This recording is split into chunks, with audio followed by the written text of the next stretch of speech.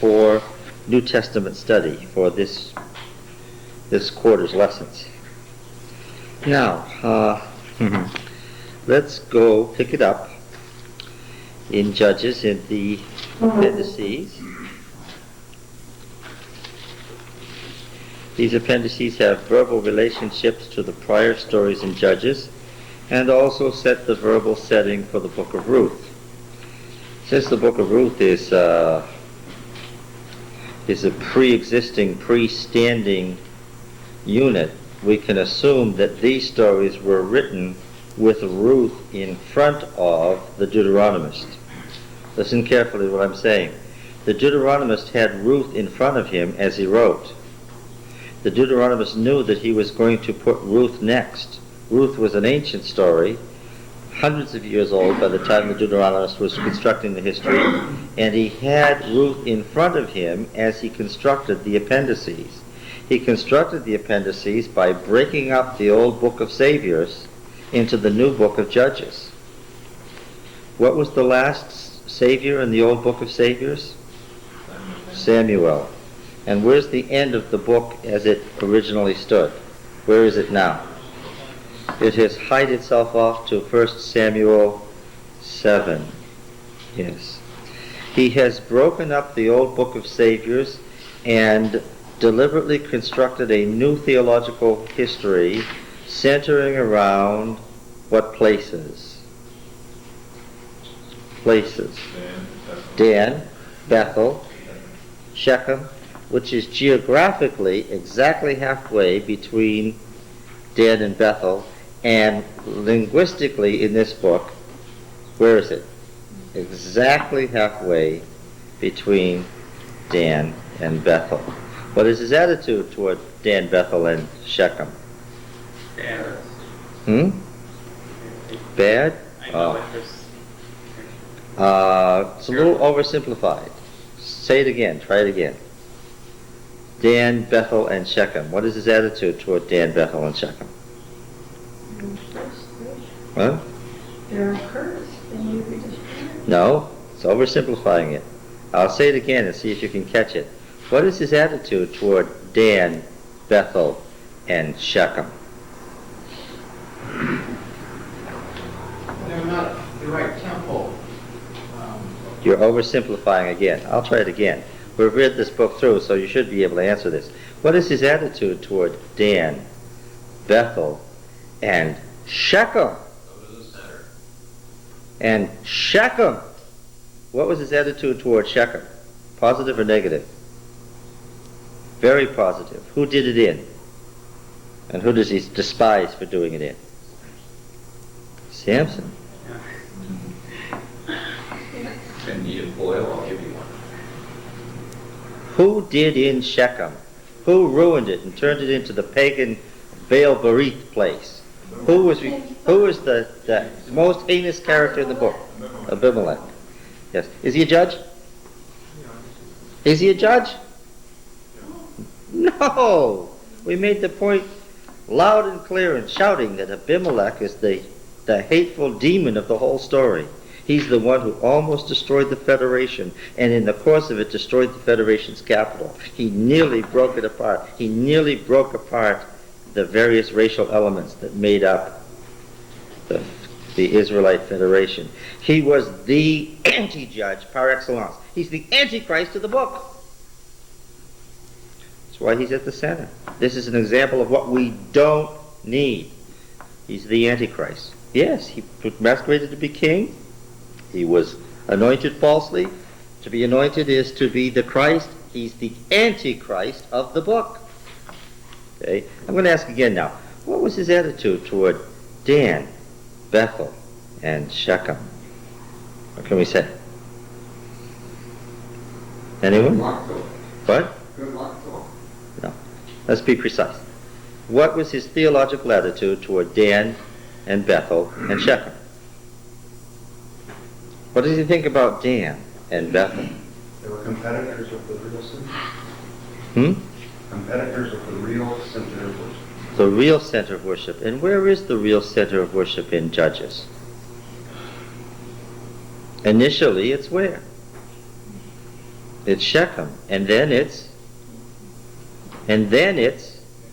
what's the successor to Shechem?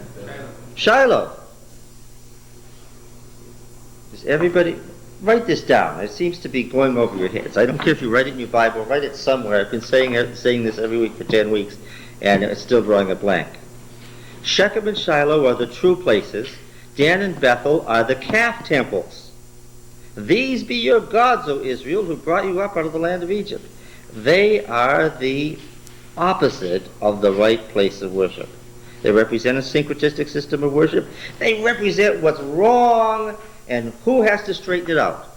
Who has to finally come to straighten out this syncretism? Josiah.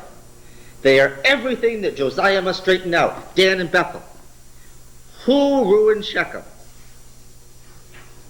Who ruined Shechem? Abimelech. Who does Josiah have to straighten out? Everybody from Abimelech onward. Got it?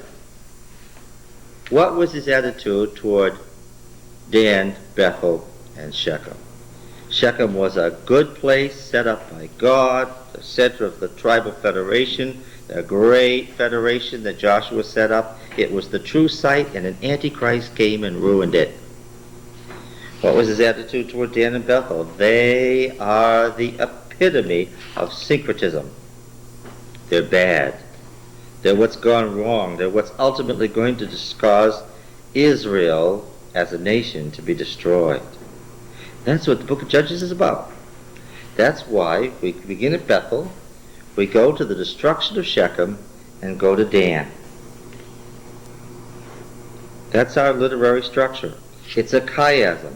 So what stands parallel to Bethel, where they're weeping for the violation of the covenant at the beginning? What stands parallel to their weeping at Bethel at the beginning? The setting up of the Dan sanctuary in Dan, which immediately causes the people to end up weeping where? Where are they weeping again at the end of the book?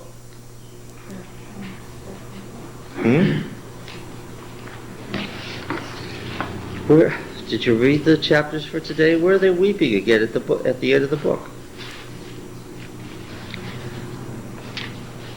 Well, chapter 17 and 18 told us about the setting up of the... Folks, listen, we're embarked on a great, great expedition here, and I just am so happy to see every one of you week by week. We're doing something here that I'm sure thousands of people will look at eventually.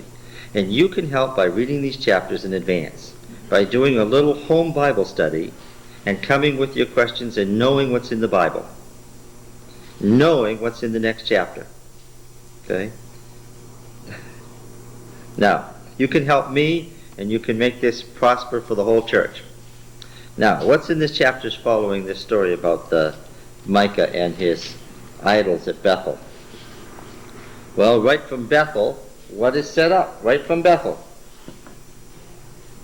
The sanctuary at Dan. And then what happens? And then what happens? Well, what? Which results in what? The destruction of Benjamin. Yes, and where do the people end up? Asking the Lord, what's going on here? Oh. Chapter 20 and verse 26.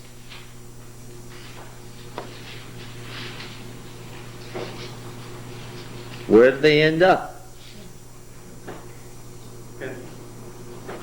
I'm hearing all kinds of answers. Are you reading the verse? Then the people of Israel, the whole army, went up and came where? To Bethel. And what? And wept! The book is a chiasm. What is a chiasm? What is a chiasm? It's a mirror image of in the center, from the center, it goes out to both sides, and it's one side is the mirror image of the other. One side is the mirror image of the other. So that what happens in the first half of the book, actually it should go down like this, I should make my chiasm go down to the disaster of Abimelech. What happens in this half as we're proceeding downward is mirrored by this half, which brings us back to our beginning point where we can try again. Okay? Yes. Yes, chiasm is another way of saying a cycle. And we've noticed with cycles that the end is what? The end is the beginning. That's the nature of a cycle, right? Okay. Now then, is there any relationship between the setting up of the images from Bethel to Dan in chapter 17 and 18 and the next story in chapter 19, the Levite and his concubine? Is there any relationship? Can we name any literary relationships that there might be? Well, the introduction. In the introduction? There was no king in Israel. Everyone did. No, it doesn't say what you're. No, it doesn't intend to say that there. There was no king in Israel. It doesn't say the rest of it. Oh, does it say that anywhere in 17? In 18. Sounds something like the story of David. Well, let's stick to the topic. What is the literary relationship between 17 and 18? 7, 18, and 19, you're right. Well, yes, of course. We see in those days there was no king in Israel. Let's stick to, don't go no further. You see in chapter 18:1, in those days there was no king in Israel. What about chapter 17? There's the hill country of Ephraim. Oh, there's the hill country of Ephraim? You have a Levite that is A, journeying. a Levite journeying, yes. Anything else? The missing text is 17:6. We'll just not take any time on it. In those days there was no king in Israel. Every man did what was right in his own eyes. Yes, so there's a literary relationship there. It appears in 17, 18, and 19. There's a Levite, you say. He's journeying.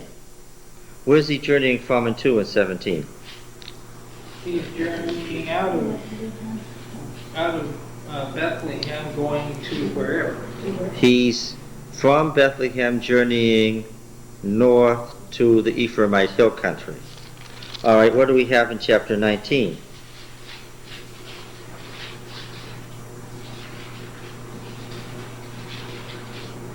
Well, apparently he is Going back traveling to out of. Yes, now we have a Levite who's doing what? Traveling from the hill country of Ephraim to Bethlehem. What is this called? A chiasm. Yes. The two stories are intended to be parallel one to another and to have a relation, some sort of theological relationship is going on here. That's why they're together. What could it be? Well, the other story was about Dan and Bethel and the two sanctuaries and they're getting set up and that problem. What could this problem be about? In those days there was no king in Israel. A certain Levite was sojourning in the remote parts of the hill country of Ephraim, who took to himself a concubine from Bethlehem. I suppose we should go no further before we ask what? What question should we ask? Well, we've studied the position and role of Levites pretty thoroughly. We've looked at where Ephraim is and where Bethlehem of Judah is. What should we ask in this text that we haven't? What business is a Levite God taking in concubine? What's a concubine is the question. Okay. So, what's a concubine? No, I don't think it's a wife. Not a wife? Why do you've read this story before? Why do you think not a wife? His father-in-law, so it was He's called her husband. Why isn't she called a wife? Ah, excellent question. If he's called the husband, why isn't she called a wife? They have that word. The word in Hebrew for father-in-law is the same word for son-in-law. So what the one man called the other man called him back. Same word. But, No, in Spanish, they have that kind of a thing. really? Yeah. Okay.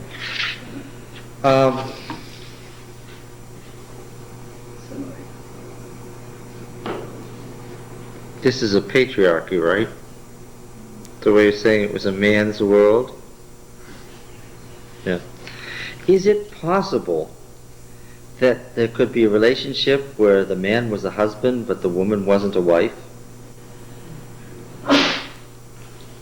Could that be possible?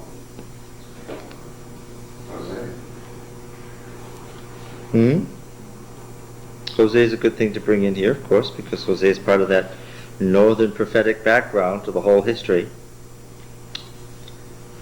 Well, what were some, we know as we read further, and this is sort of running ahead, but we know that various kings are said to have had wives and concubines.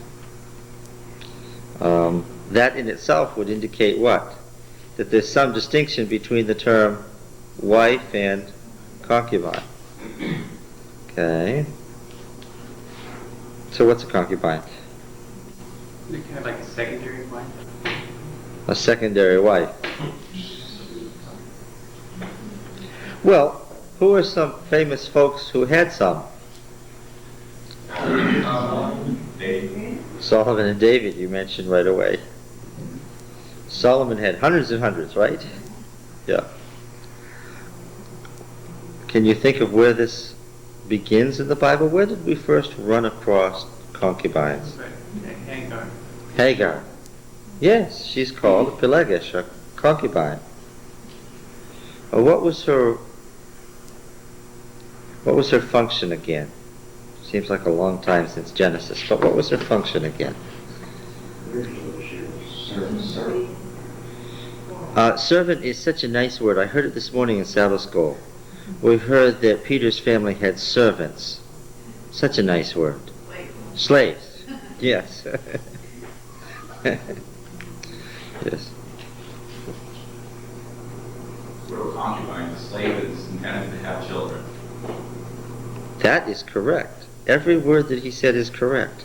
That is the precise definition of a concubine. Did you hear it?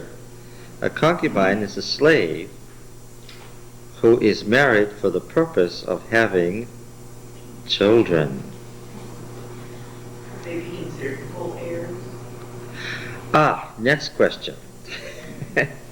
Well, if the slave woman has children, do the children inherit in Israel? Are they equal heirs?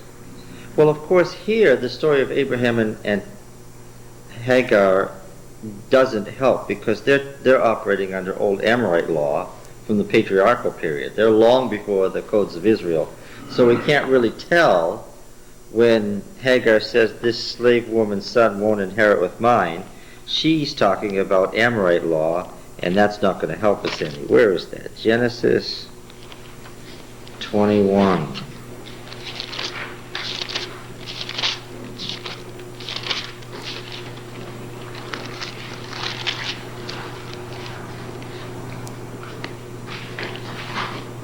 You use the term married. What sense were they married to?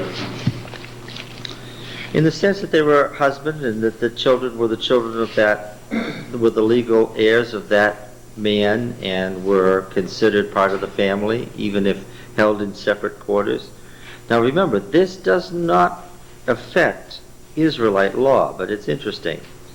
In the birth of Isaac leads to the expulsion of Hagar.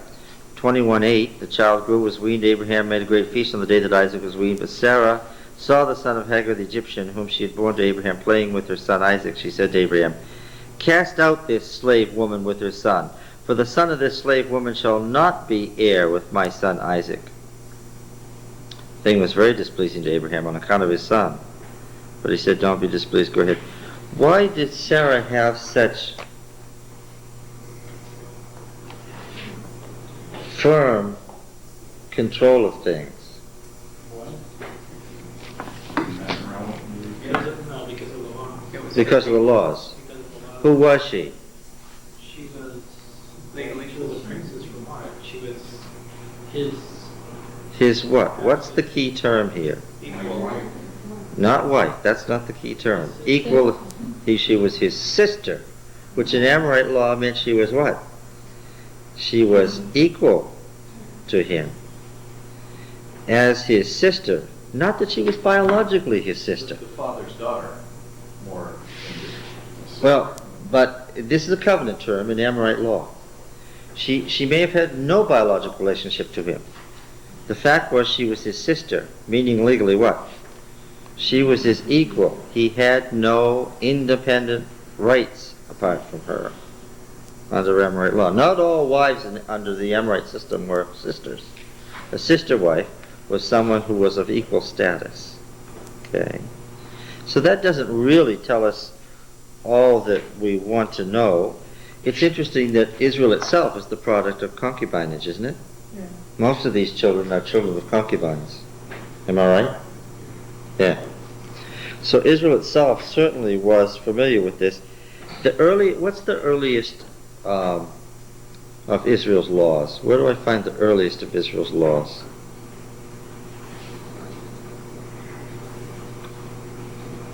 Where's the first system of laws found? It's been a while. Where's the first system of laws found? Exodus. That's correct. We called it the Covenant Code. If we go back into the Covenant Code, let's look at Exodus 23:12.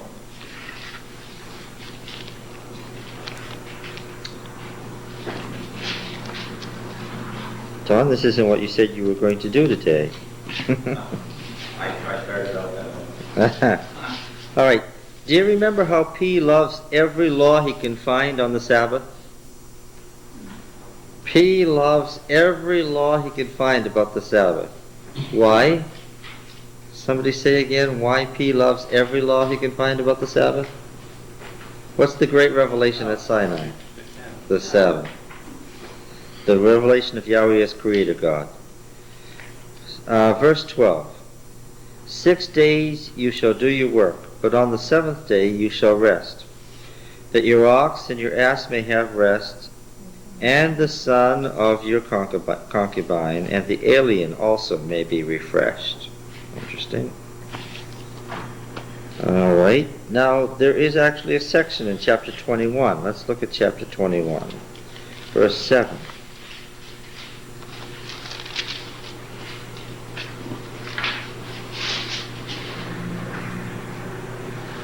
When a man, so we have casuistic law here.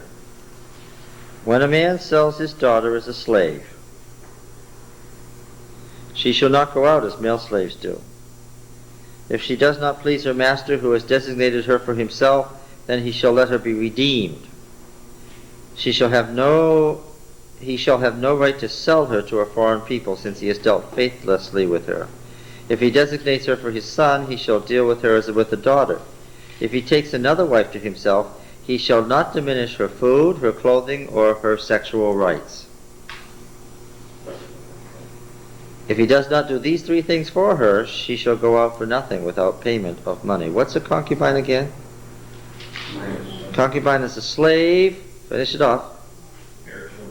Yes, who is to bear children.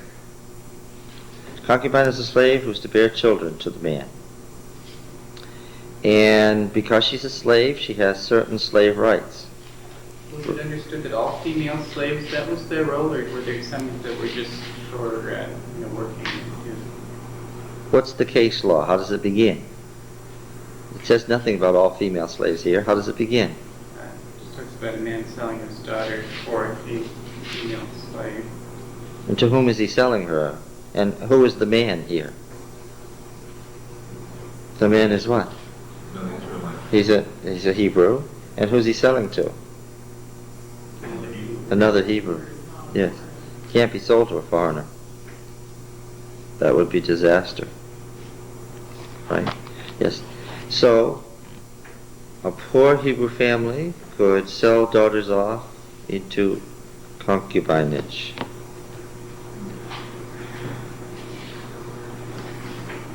Well, it's much better than being sacrificed, isn't it, Don?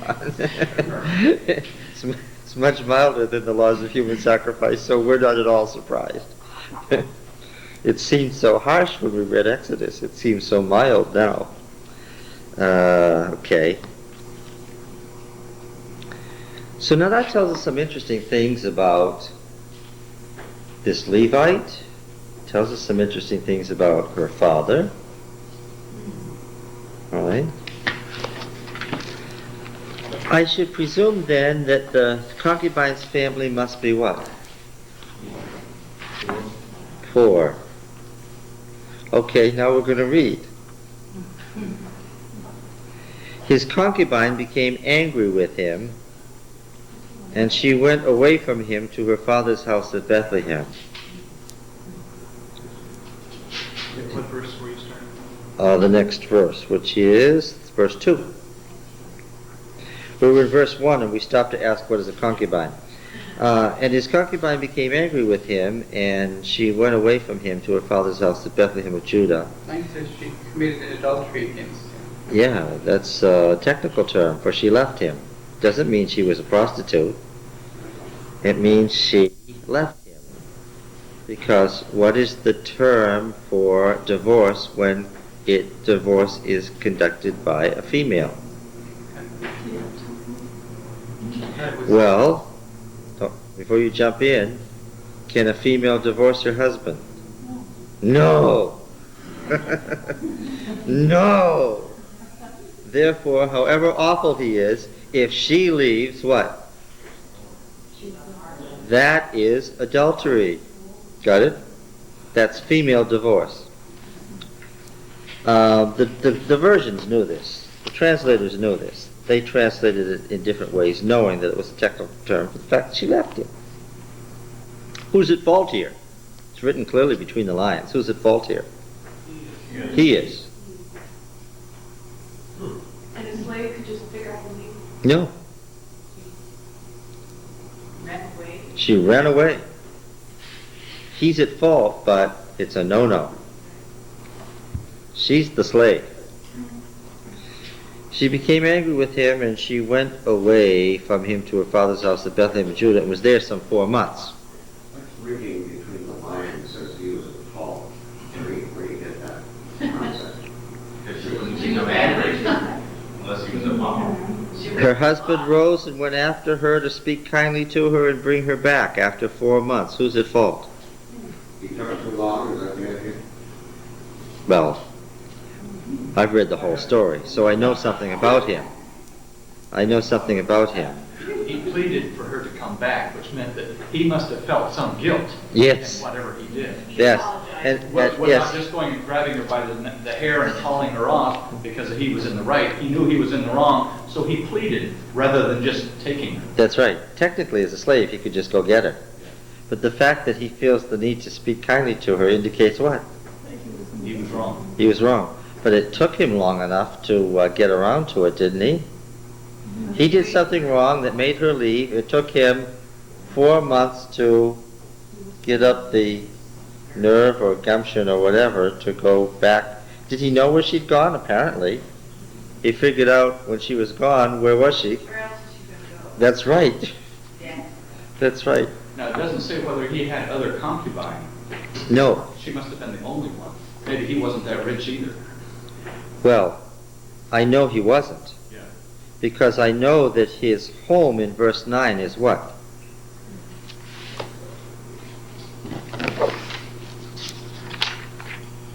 What does your version say?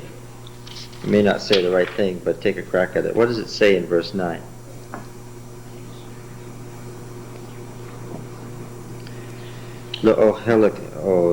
Helika, to your tent. To your tent, says. To your house. Well, that's way overstating it. It says to your tent.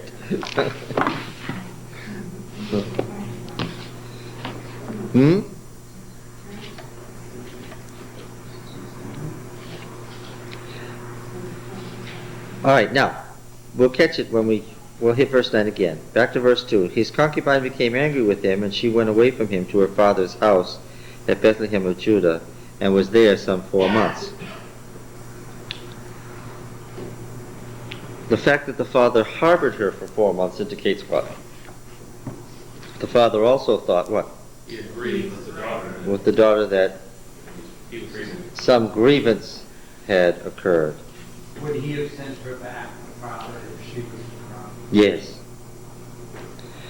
Now, interestingly, we expect this father in Bethlehem to be a poor man because, after all, what's he done? He sold the daughter. He sold a daughter into slavery. Then her husband rose and went after her to speak kindly to her and bring her back. He had with him his slave and a couple of asses. So he's an alien living in tents. He's a resident alien in Ephraim living in tents. But he's a Levite plying his trade. What would his trade be as a Levite? A teacher of what? Of the law, such as it was at that point, early in history. And he came to her father's house, and when the girl's father saw him, he came with joy to meet him. His father-in-law, the girl's father, made him stay, and he remained with him 3 days. So they ate and drank and lodged there. And on the 4th day, think of the feast of Samson, they arose early in the morning, and he prepared to go. But the girl's father said to his son-in-law, "Strengthen your heart with a morsel of bread, and after that you may go." And this is after 4 days of eating and drinking, of feasting, yes. A word that's never used for eating a meal. It's what? They've been eating and drinking for 4 days. How are they doing now? And so the father-in-law says, "One more morsel of bread." So the two men sat and ate and drank together. The girl's father said to the man, "Be pleased to spend the night and let your heart be merry." What kind of, is this tirosh? Is this grape juice they're drinking? It doesn't appear to be grape juice, yes. Well, the father couldn't have been too bad off to eat and drink for 4 or 5 days. Oh, that's one of the great ironies of the story. Yeah. What was this man doing? Selling off his daughter into slavery. What kind of an indication do we have about the man? Greedy, sure. Apart from that, that's sort of a common theme in Judges. But apart from that, what is his class? What's his social standing?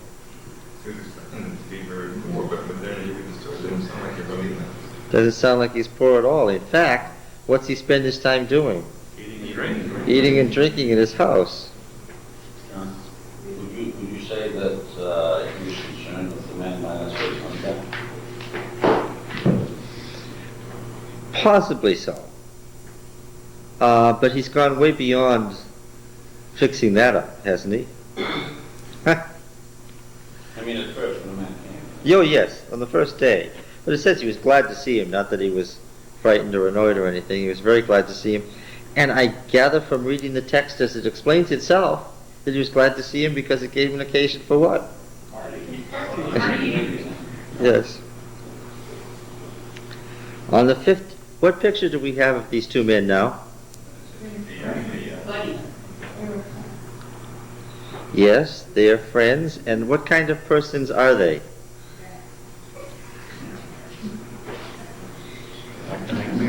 What? They like to make merry. So far, all they've done together for 5 days is what? Eat and drink and get drunk and be merry. Now, socially, was there any significance to him selling the daughter off to a Levite? Well, some Levites were quite poor, we find as we read on in the story, and others were not, depending on whether they were attached to a shrine. What have we just found out about Micah's Levite? You get along pretty good. For a better deal. Yes, he waited for a better deal, and did he get one? And he became quite wealthy, implying his trade as a Levite. Then could we say that he wanted him to stay and make merry so that his daughter might get pregnant? Oh, I'm sure. That is running all through the story. That's the purpose of concubinage, is to produce children. And what has not happened yet? No children. No children. Or at least she's not pregnant yet. Yes. Evidently, she's only been married a few few months. A short time, apparently. You get the idea that this is a new relationship that wasn't working. Could she be angry with him because she hasn't had children? Possibly, but there's more explanation for the anger in the story at Bethlehem than we had before. What does the husband spend his time doing? Eating and drinking with the father. Where is she in this story? What? She's the occasion for the story. That's all. Right? She's just sort of there. Will that change as the story goes along? All right, so on the 5th day, verse 8, he arose in the morning to depart. The girl's father said, "Strengthen your heart and tarry until the day declines." So they ate and drank and argued back and forth. There's a haplography in the Masoretic text. Let me remind you that the Masoretic text is full of holes. It looks like Swiss cheese in Judges. So they ate and drank and argued back and forth, both of them. Can you get this picture? Yes? Did you define haplography? Oh, yeah. It's something has dropped out. Scribe's eye has jumped from here to there because of the similar word endings, and a section of the wording has dropped out by accident. But the versions agree that the Masoretic text, once again, is missing something. And of course, a lot of these missing pieces, we wondered prior to the Dead Sea Scrolls, were these versions just making these things up? Did the Septuagint make it up and then other versions follow the Septuagint? No. Now we have Hebrew originals that are better or fuller than the Masoretic text that shows that, yes, this was the Hebrew original. All right, so they ate and drank and argued back and forth, both of them. And when the man and his concubine, his slave, rose up to depart, the father-in-law, the girl's father, said to him, "Behold, now the day has waned toward evening. Pray tarry all night. Behold, the day draws to its close. Lodge here, and let your heart be merry. Tomorrow you shall be busy yourselves with your journey to go to your tent." There's the word tent. But the man would not spend the night. He rose up and departed and arrived opposite Jebus, that is Jerusalem. So he's made it the 6 miles from Bethlehem to Jerusalem. He had with him a couple of saddled asses, and his concubine was with him. When they were near Jebus, the day was far spent, and the slave said to his master, "Come now, let us turn aside to this city of the Jebusites and spend the night in it." And the master said to him, and here's the sentence full of irony, "We will not turn aside into the city of foreigners who do not belong to the people of Israel, but we will pass on to Gibeah," the next thing north on the central mountain range road, the one that runs along the ridge, right up the central mountain range. He said to his servant, "Come, let us draw near to one of these places and spend the night at Gibeah or at Ramah." So they passed on and went their way, and the sun went down on them near Gibeah, which belongs to Benjamin. And they turned aside there to go in and spend the night at Gibeah. And he went in and sat down in the open square of the city, for no man took them into his house to spend the night. What's the problem there? The law enjoins what? Strict hospitality. The first person who saw them, no matter who they were, should have said what? "Come spend the night with me." Now 20 people passed. How many invitations should they have had? 20. Yes. Behold, an old man was coming from his work in the field at evening. The man was from the hill country of Ephraim, and he was sojourning in Gibeah. See, they're in southern Benjamin. The men of the place were Benjaminites.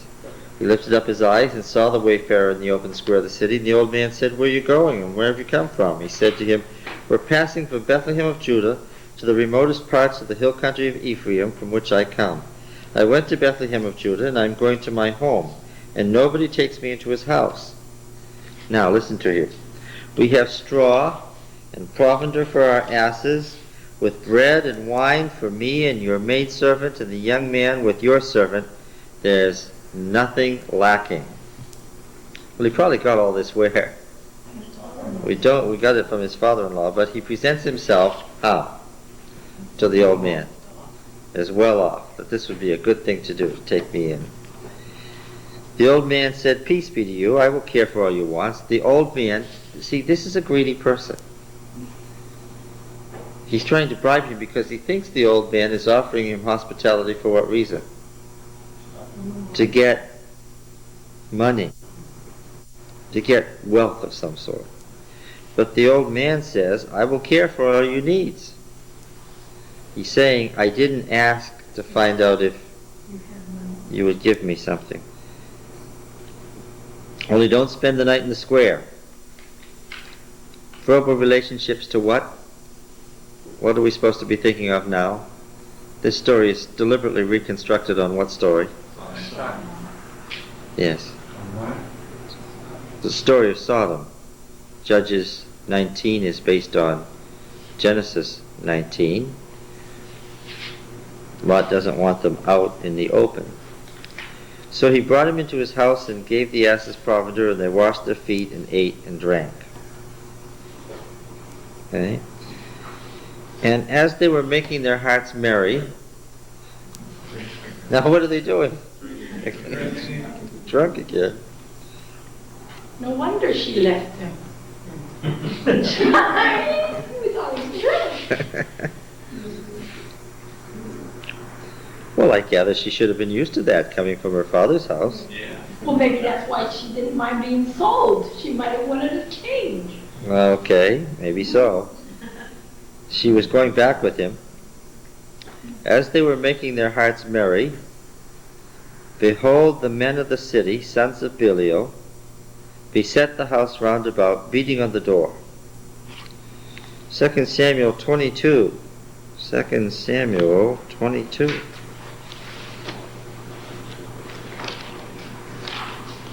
A passage that's also found in the Psalms.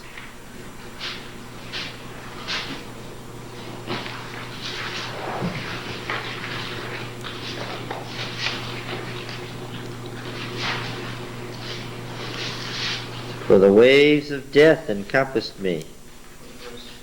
Verse 5. The waves of death encompassed me. The torrents of Belial assailed me. The cords of Sheol entangled me. The snares of Moat confronted me. Old Canaanite mythology. Canaanite mythology. Old Canaanite myths. What is Belial? What is Belial?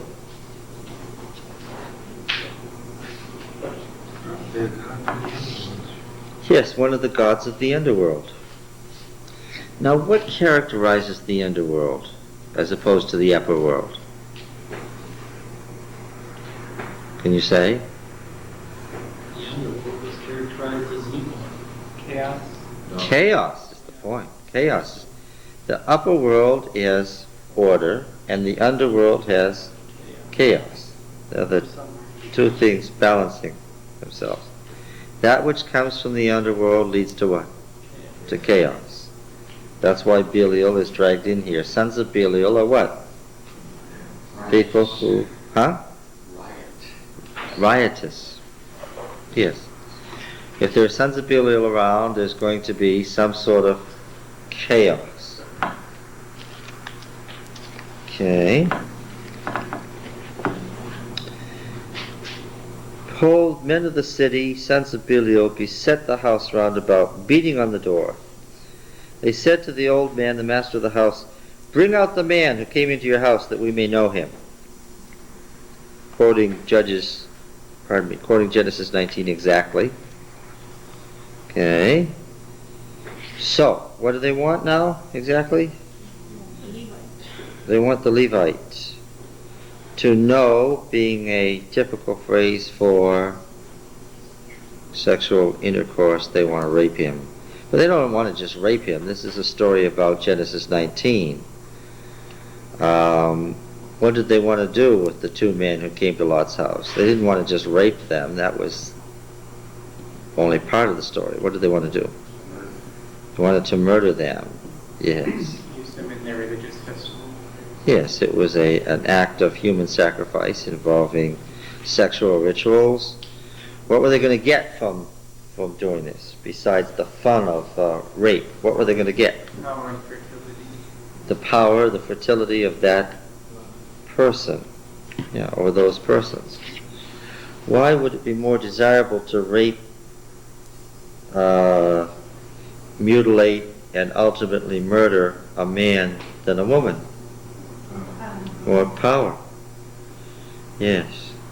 Do you think they saw the slave, the concubine, the asses, and all the goods and said, here's a man of unusual fertility, let's get him? So these folks from Gibeah have become Canaanized, right? Yeah. Not just a rape, because a rape doesn't kill you. Might not be pleasant, but it doesn't kill you.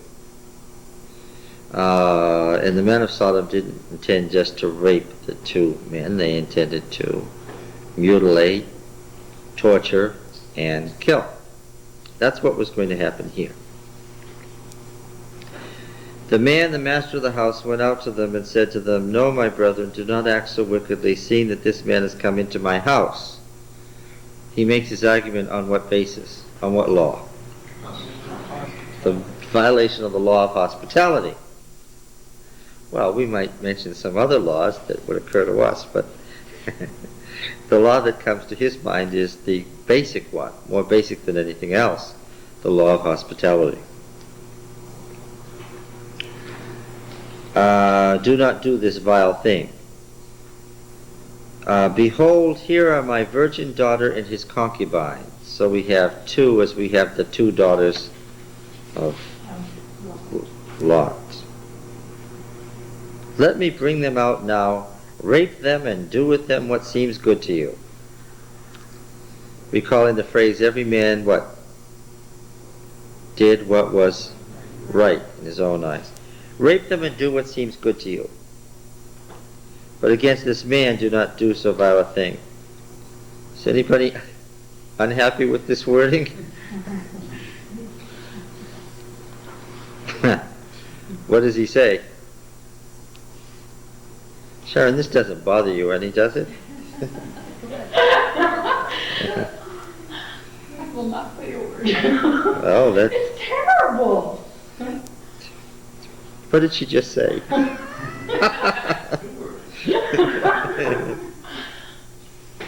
Maybe even three. Rape them and do to them what seems good to you. But against this man don't do so vile a thing.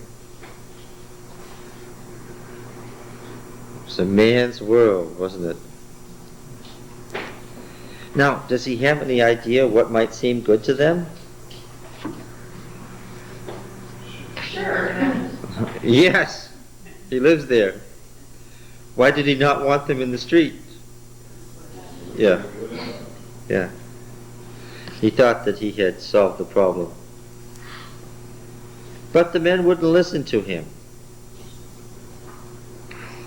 So the man seized his concubine and put her out to them. Which man? The man that took them in, that took him in. No. No. No. Every time the story identifies somebody other than the husband, the Levite, he's identified by a title. Oh, okay. So The man throughout, just the man, is the Levite. He threw his concubine out to them. Well, how important has she been to him so far? He did go and catch her and get her back. Yeah, and he got a lot of stuff from the father-in-law for it, which... He's throwing around town and then he'll go back to the father-in-law and get stuff again. That's true. But he's whining. Right here. I don't know, he seems to be pretty good friends with that father-in-law. Maybe he's another daughter. Well, how does the narrator view this man? That's the question. How does he view this man? This Levite? Very negatively. He's as unhappy with this Levite as he was with the previous one. saying, that's the problem with Israel. Those that teach them are bad. Well, what did Josiah have to do? He had to depose the Levites of the local high places. Levites of local high places are what? Are bad folks. They're people who do what sorts of things? These sorts of things. Yes. That's right. Yeah. This represents a class that Josiah exterminated. So that's why he doesn't have a name. He's not. That's right. He's not Joe, he's a Levite from the hill country of Ephraim. Because where did Josiah extend his power? Over the old northern kingdom. And what did he depose? The priesthood of the high places of the northern kingdom. Because, says the Deuteronomic historian, it was on account of those places that what? That Israel was destroyed.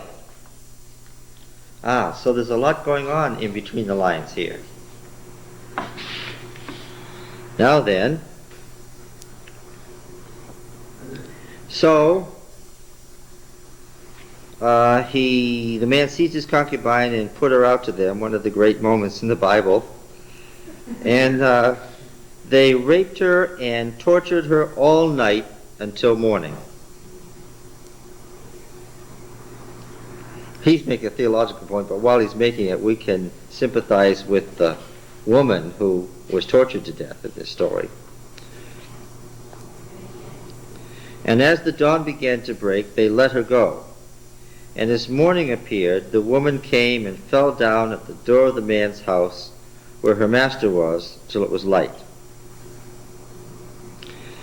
And her master rose up in the morning, and when he opened the doors of the house and went out to go his way, behold, there was his concubine lying at the door of the house with her hands on the threshold. He said to her, "Get up, let's go." He was too drunk to even see. Well, the next morning's the next morning. What does he say? Get up, let's go. So, she's been raped all night. What's his response? Forget about it. Let's go. Is it a problem? Isn't it a problem in his mind? Get up, let's go. But there was no answer because she was dead. Yes, Key Metha has dropped out of the Masoretic text, but that's okay. Write it in because it's part of the original story. He said to her, get up, let's go. But there was no answer because she was dead.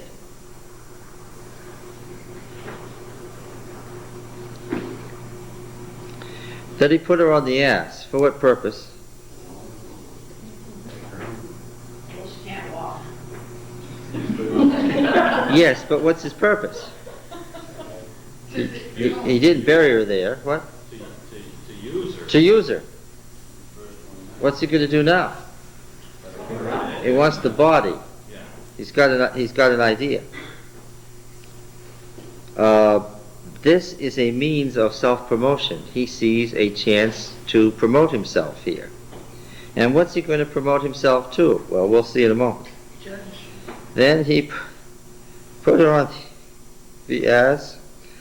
The man rose up and went home, and when he entered his house, quotes, he took a knife, and laying hold of his concubine, he divided her according to her bones into 12 pieces, and sent her throughout the territory of Israel. 1 Samuel 11:7. Yes.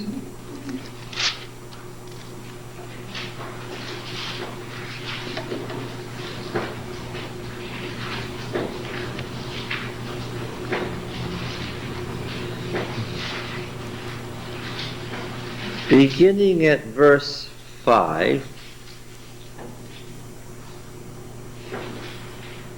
when Saul had been appointed to the judgeship, not when Saul was king, listen to me, when Saul had been appointed to the judgeship.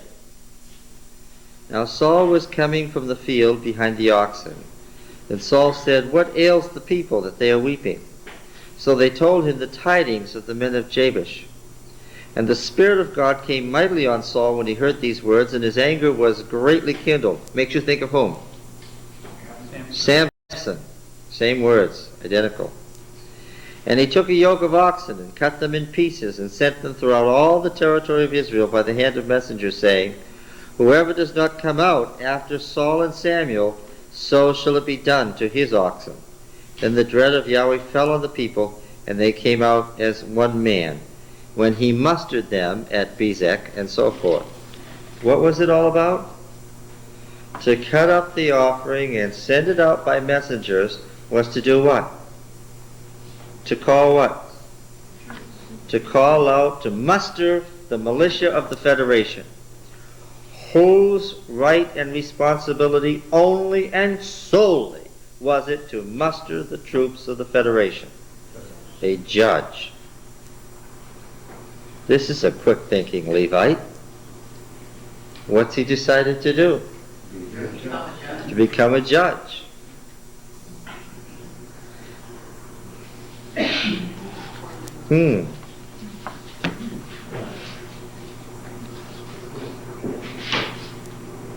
Now he's a Levite. He makes offerings, and we get the impression that he has no more problem cutting up his concubine than what?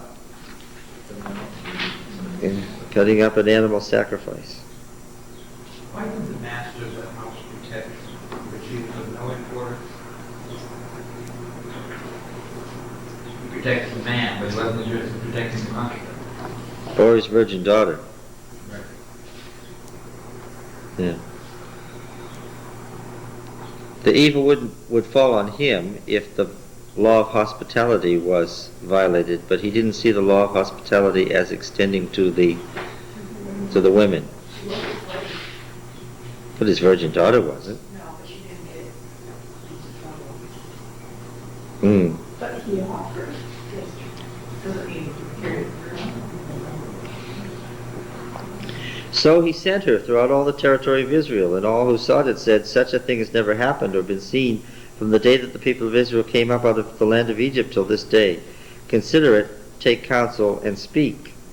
Now they're saying this to each other. Where are they? Where are they? They're speaking together. They're in council. And all the people came out from Dan to Beersheba, including the land of Gilead. And the congregation assembled as one man to Yahweh at Mizpah.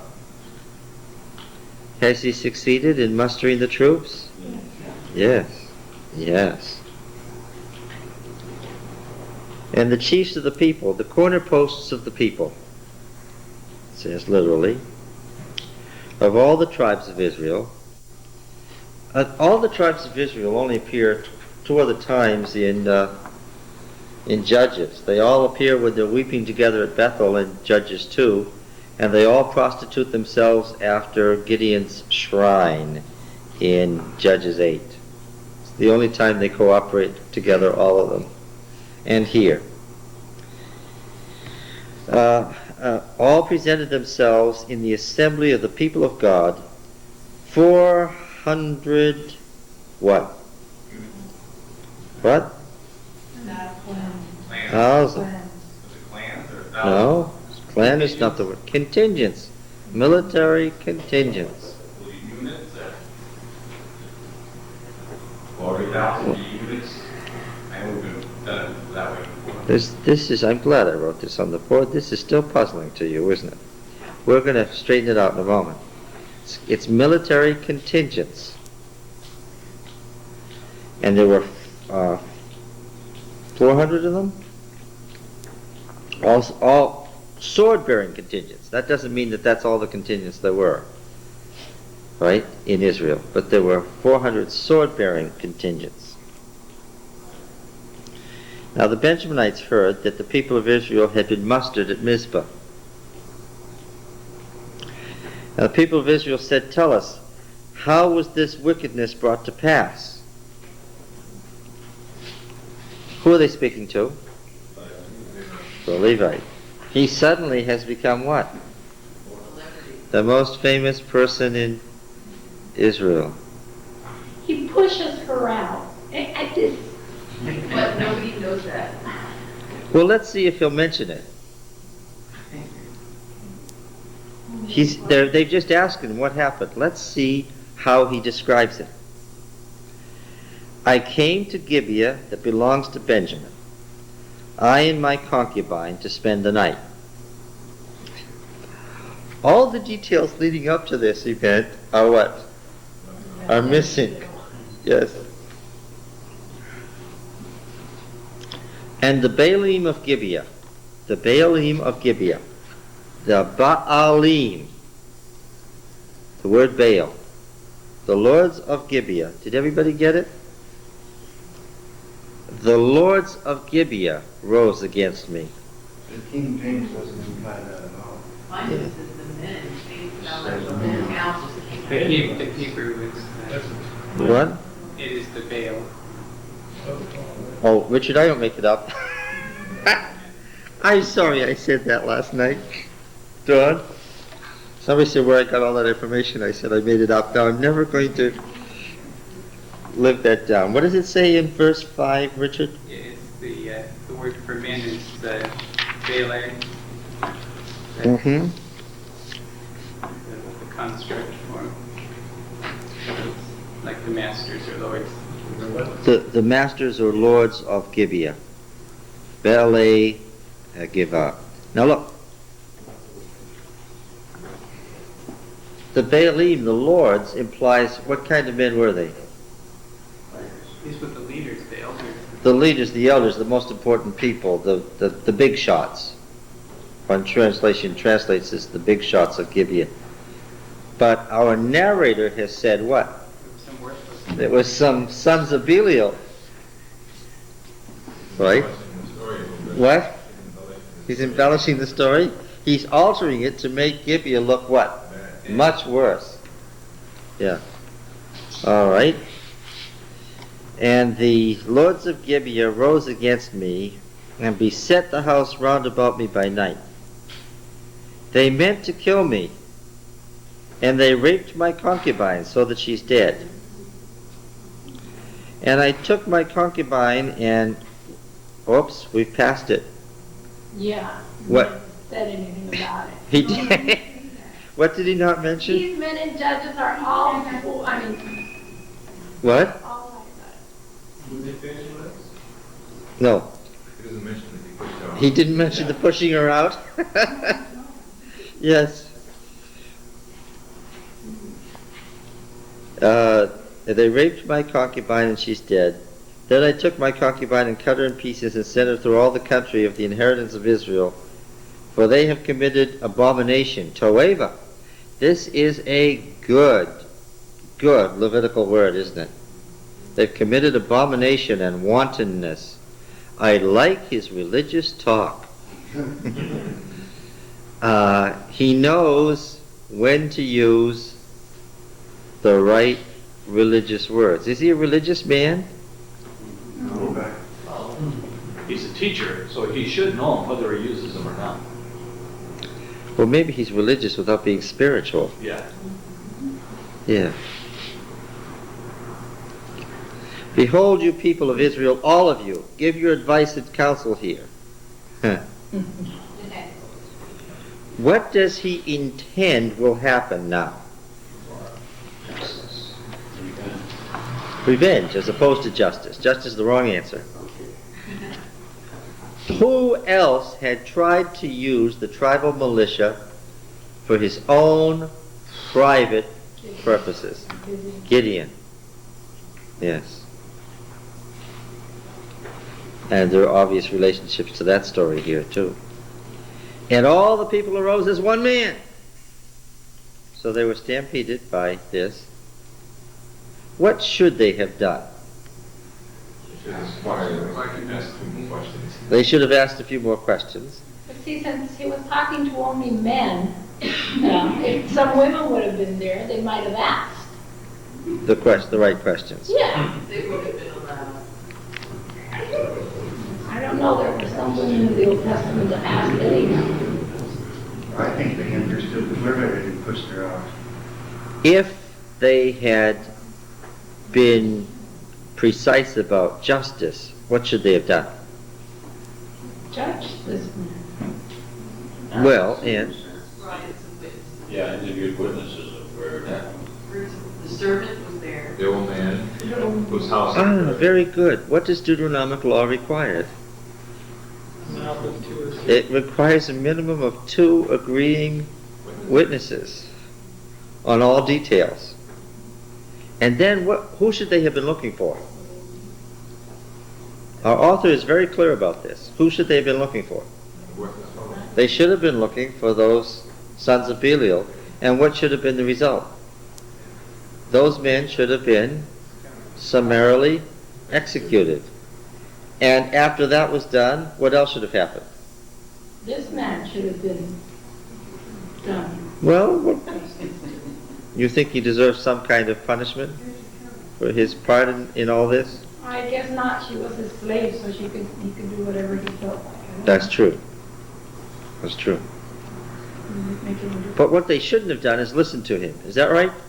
That's what our narrator thinks. To rise up as one man to be stampeded by half the story. And has he let us know that there's only half the story? Oh yes, he's made it clear that this isn't the whole story. Saying, we will not any of us go to his tent, and none of us will return to his house. They're making an oath in Yahweh's name. Oath sworn to Yahweh must be kept, the law says. But now this is what we'll do to Gibeah. Catch it? What we'll do to Gibeah. Not what? What we'll do to these worthless, these sons of Belial. We'll go up against it by lot. We will take 10 men of 100 throughout all the tribes of Israel, 100 of 1,000, 1,000 of 10,000 to bring provisions for the people, that when they come they may requite Gibeah of Benjamin for all the wanton crime which they've committed in Israel. So all the men of Israel gathered against the fortress, united as a single man. Is that good? Is that good? This is a misuse of the Confederacy. It makes you think that they wanted beforehand to do something to give you. This was a long-term hatred rather than just one tiny little thing. There happened to be something about Benjamin that was significant that will come out momentarily. The tribes of Israel sent men through all the tribe of Benjamin, saying, what wickedness is this that has taken place among you? Now therefore give up the men, the base fellows in Gibeah, that we may put them to death, and put away evil from Israel. But the Benjaminites would not listen to the voice of their brethren, the people of Israel. This is exactly the right thing. And this is a comedy of correctness, one interpreter has said. It's exactly the right thing. Done at what? The wrong time. What have they already done? Yes, they've already bought the army. They've already surrounded Gibeah and said we're going to destroy it. And then they say to the rest of the tribe, what? Well, they just send out people who deserve to be punished and all take care of them, and then we'll go our way. Meanwhile, the armies of all the other tribes are all through Benjamin. How would you feel if you were a Benjaminite and people were really stirred up? You wouldn't admit you were from Benjamin? There aren't any Benjamites living here? Yes. Well, clearly the Benjaminites felt as a tribe that they were as a tribe being threatened. They felt very threatened by this action. Did they have any reason to feel threatened? Of course they did. Yeah. When people are possessed of a mob spirit, is there any reason to be concerned? The leaders of the tribe of Benjamin felt very concerned that some disaster might be hanging over them, more than just the base fellows of Gibeah. The other thing too is that they came, without proof. They came and threatened, saying, send them out. I mean, there was no trial, there was no. The testimony of one man is not, under Deuteronomic law, a trial. It is a mistrial by definition. The Benjaminites came together out of the cities of Gibeah to go out to battle against the people of Israel. And the Benjaminites mustered out of their cities on that day 26 contingents, sword-bearing contingents, besides or apart from the inhabitants of Gibeah, who mustered 700 picked men.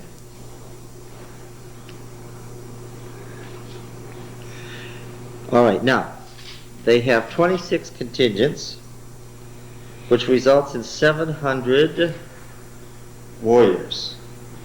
So how many are there per contingent on average?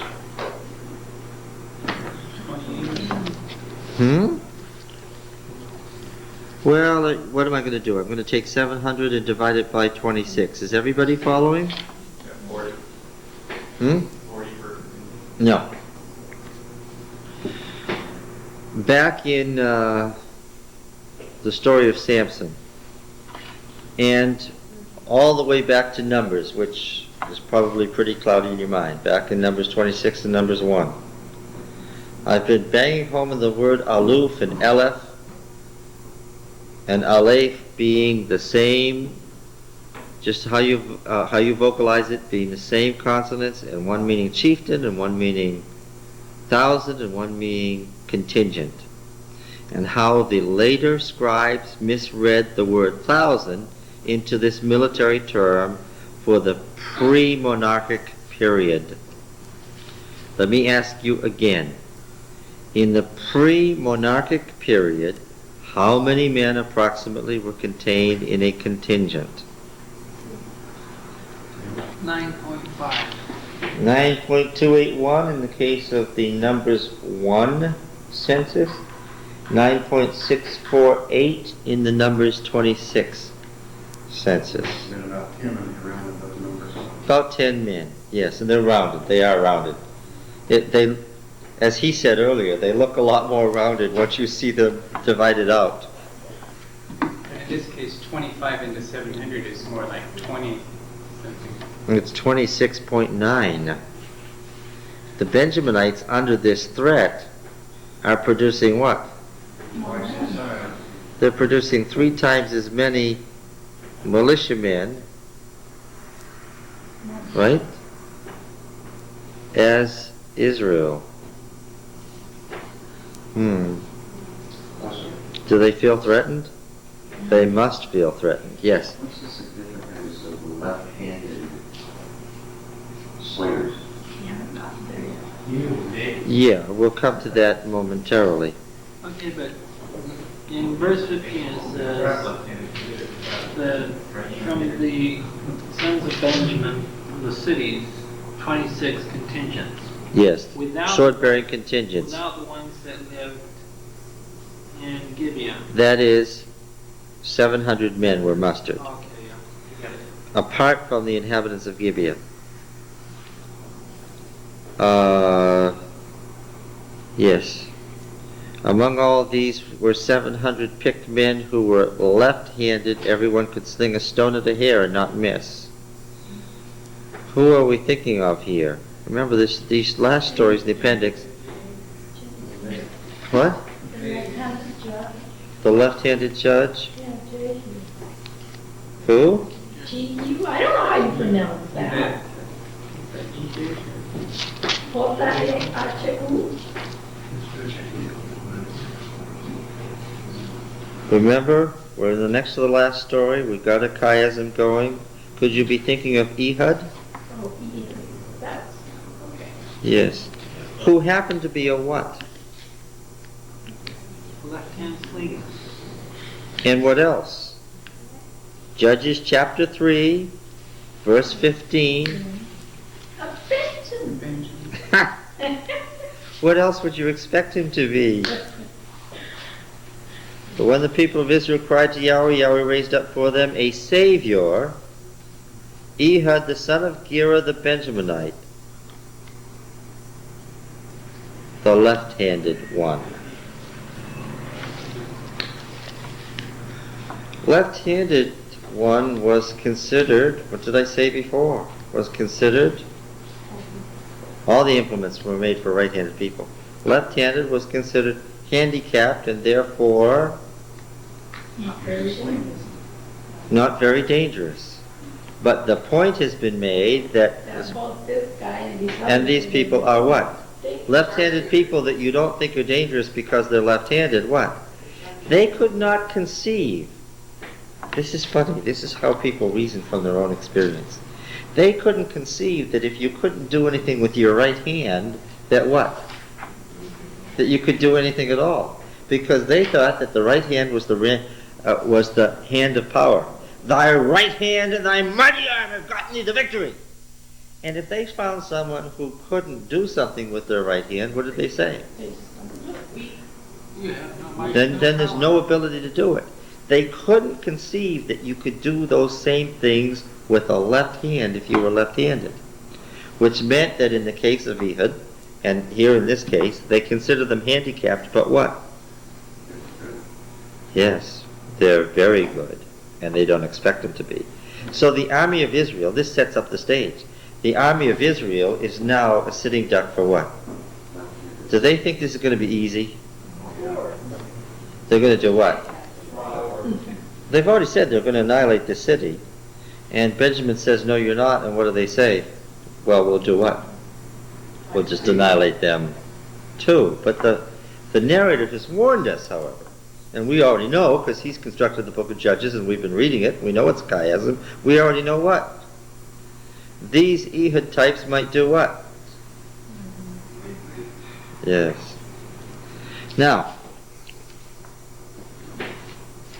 the men of Israel, apart from Benjamin, mustered 400 sword-bearing contingents. All these were men of war.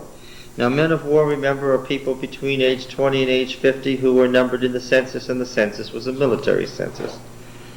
Well, how does that compare, then, to this 400? How does that compare to the contingents in the period of the... Who's able to bring the camera over here and leave it on? Can you move it in for us, please? At the very beginning, you focused on that. Yeah, I want it now. Anybody can do it? Okay, turn to Numbers 1 so we can get this straight again.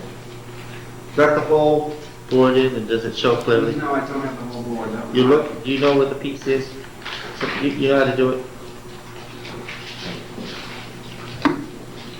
Turn to Numbers chapter 1. Okay. Got the whole thing, top to bottom and side to side? Nice and clear. All right, who wants to read? Who wants to read? You have a, what version? No, I have an American Standard. No, that won't help. Who has a King James? I have a King James. King James, you want to read your King James? We'll get the most traditional translation we can. Numbers, Verse 20. yeah, down a ways. 1, 5, 20. 20. Verse 20. 20. And the children of Reuben, Israel's eldest son, by their generations, after their families, by the house of their fathers, according to the number of the names, by their polls, every male from 20 years old and upward, all that were able to go forth to war. Those that were numbered of them, even of the tribe of Reuben, were 40 and 6,500. Read it again, the number. 40 and 6,500. Okay. So now, if we read it as a number incorrectly, we mispoint it as a number, what number will we get? 46,500. But the word is not a word for thousand. One more time. The word is not a word for thousand. Remember we put P and L up here, and we went to apple and apply and appeal and all those words to illustrate that it's in the vowels, and they mispointed it. The Masoretes didn't know what they were talking about. It does not say 46,500. What does it say? 46 contingents totaling 500 men. Okay. So this side is the contingents. And it says these were all warriors, doesn't it? Doesn't say all the men. It says all those who could go forth to war. Anybody who was disabled in any way would not have been counted. The tribe of Reuben in the first census was, because of the number of families, the way it developed, was able to muster 46 separate contingents, because it's based on tribal relationships, sub-tribes, families, clans, totaling 500 men. Okay? And the next one, we'll do one more for illustration, verse 22. Of the children of Simeon by their generations, after their families, by the house of their fathers, those that were numbered of them, according to the number of the names, by their polls, every male from 20 years old and upward, all that were able to go forth to war, those that were numbered of them, even of the tribe of Simeon, were 59,300. Okay. So here we have 59 separate contingents totaling 300 men. Again, one more time. Was Gideon's army little or big? Big.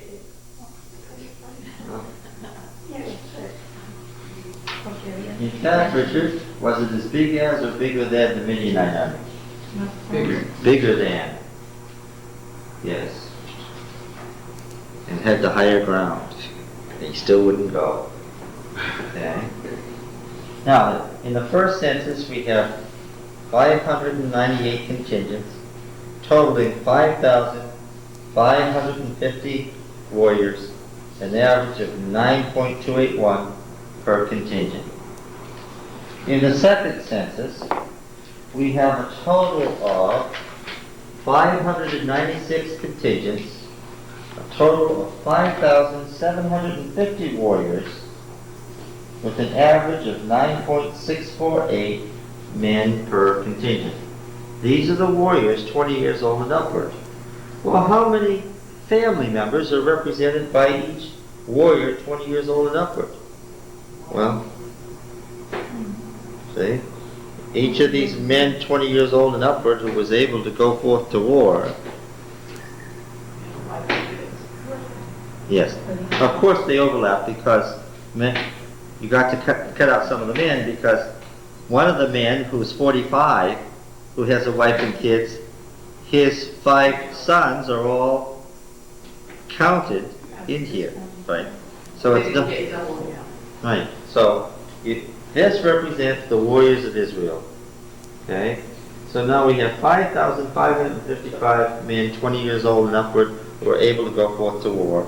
Add to that the women, children, and Levites, and you've got some idea of how many people left Egypt.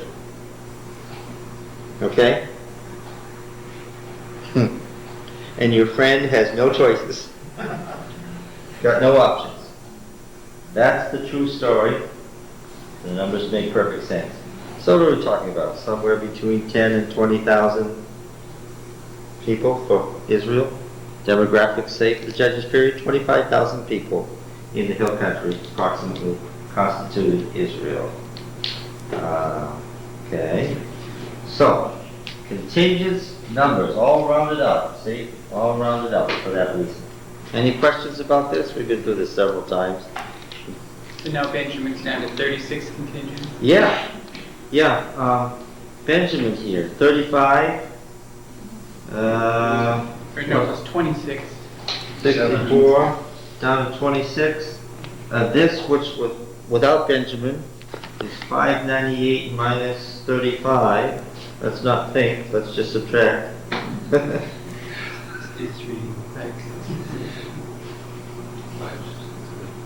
Okay, and this number has dropped to 400 in our story. Right? Same thing over here, 596 minus what's Benjamin's number? 45. 45? Yeah. 551, and this is dropped to 400 in our story.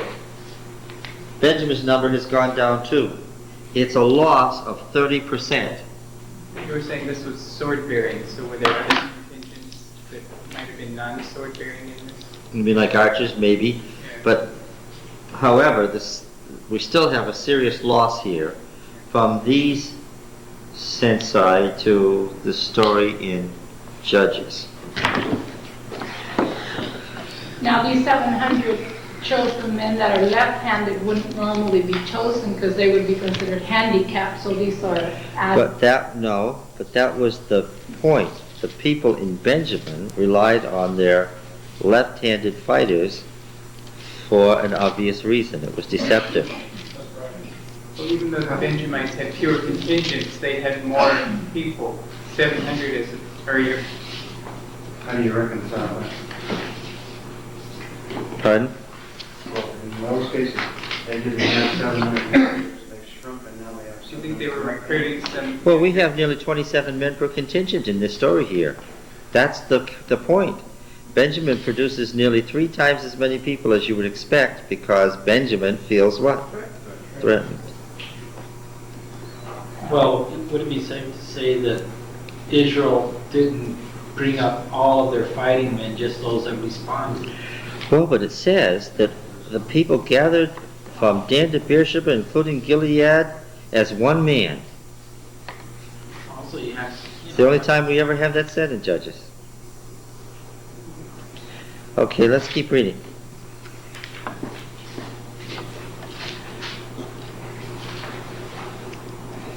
Everyone could sling a stone at a hare and not miss, verse 17. The men of Israel, apart from Benjamin, mustered 400 contingents, sword-bearing contingents, all men of war.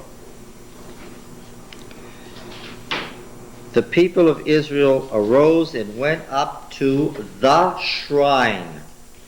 For us, Benjamin, out of your Bibles, Beth-el means the shrine. We've been told that they are at Mizpah. We're told later they left Mizpah and went to Bethel. They aren't at Bethel here. They are at the shrine at Mizpah. The people of Israel arose and went to the shrine and inquired of God, which of us shall go up first to battle against the Benjaminites? Is there any problem with it? Where does this question come from? Beginning of Yes, this is what? This is the first verse. With an interesting alteration. After the death of Joshua, the people of Israel inquired of Yahweh, who shall go up first for us against the Canaanites? And here it's what? They're going to get an answer. God's going to give them an answer. Listen carefully.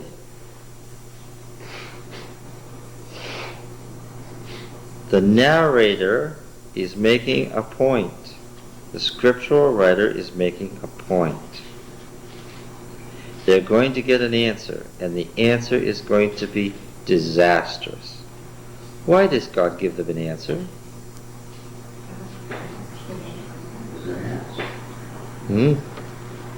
What question did they ask?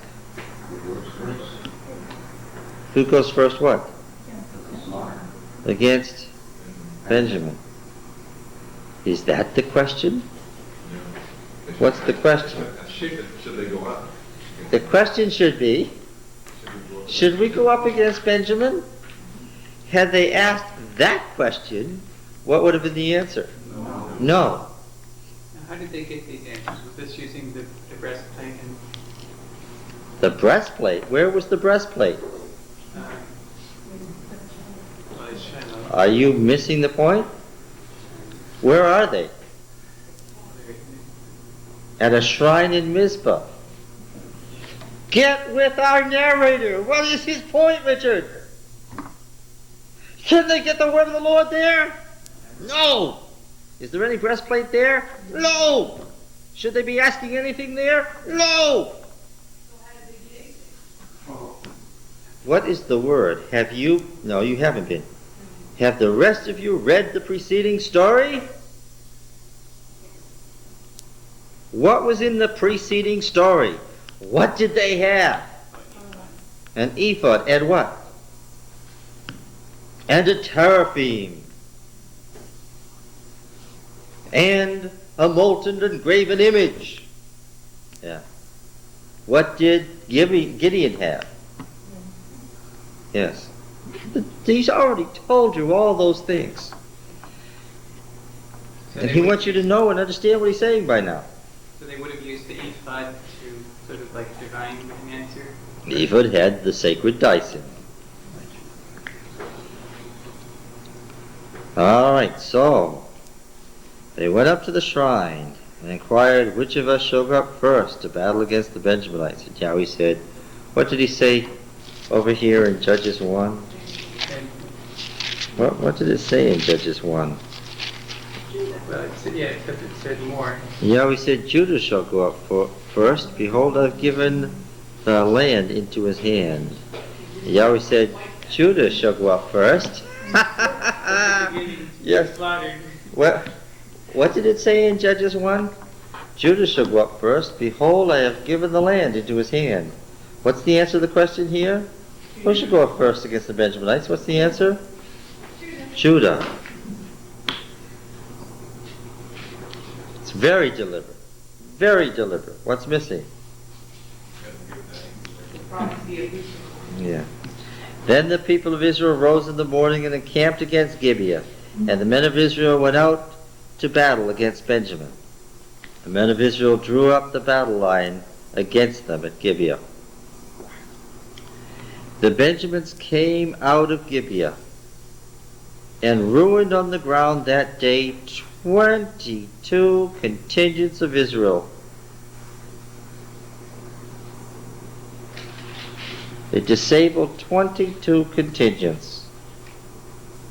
How'd it go that first day?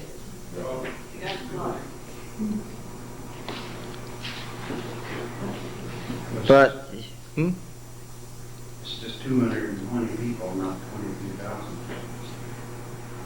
well, it ruined on the ground doesn't mean they were all killed. It means that 22 contingents were disabled. There was enough people killed and injured that 22 contingents were out of action. 22 out of 42. Out of 400. 22 out of 400. Verse 22. But the forces of Israel, notice the use of the word people in verse 22. What does it mean?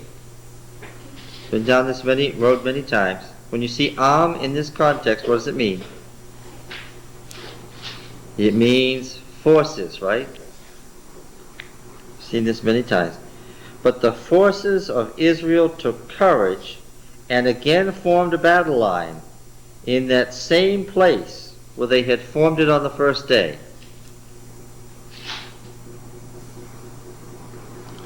And the people of Israel went up to the holy place, says in the Septuagint, which is correct, and wept before Yahweh until evening.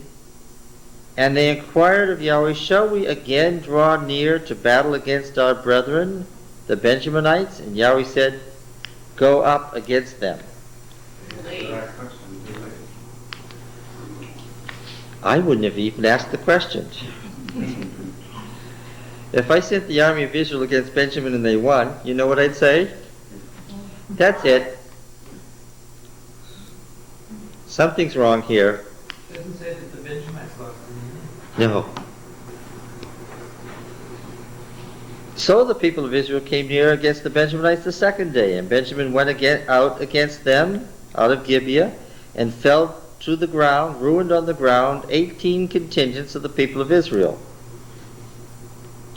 All these were men who drew the sword. Now how many contingents of Israel have been disabled? 40 out of 400. They have now a disable of 10%. This is ruinous. You can't lose 10% of your forces in 2 days and do what? And continue. Without inflicting any damage on the enemy. Yes. Yes. What have they managed so far? They've managed to lose 10% of their forces without any damage to Benjamin. And wouldn't you at this point say, But don't you think they were sort of not smart? I mean, first they sent out 22.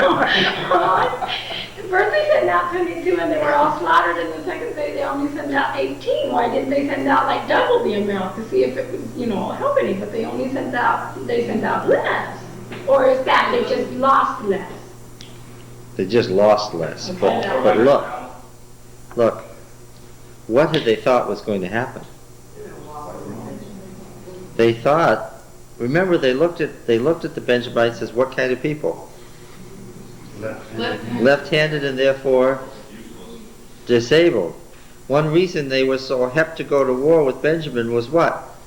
They thought of Benjamin as a defenseless little tribe that couldn't do anything about it anyway. And it's that attitude that's being punished. Right?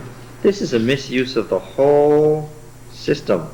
That's typical of what he has to say about the judges. Then the people of Israel, the whole army, journeyed up and came to Bethel. They left Mizpah entirely, opposite Gibeah, and went to Bethel, the great shrine of Benjamin. They went to Bethel, and appropriately, as in Judges 2, what did they do? What did they do there? They cried. They wept. What had they called the place at the beginning of Judges? Bokim, meaning weepers, weeping ones. Yes. And they sat there before Yahweh and fasted and offered burnt offerings and peace offerings before Yahweh. What does that tell you? What? Well, desperate, yes, but what does the offering of whole burnt offerings and peace offerings tell you? But they admitted that they'd sinned.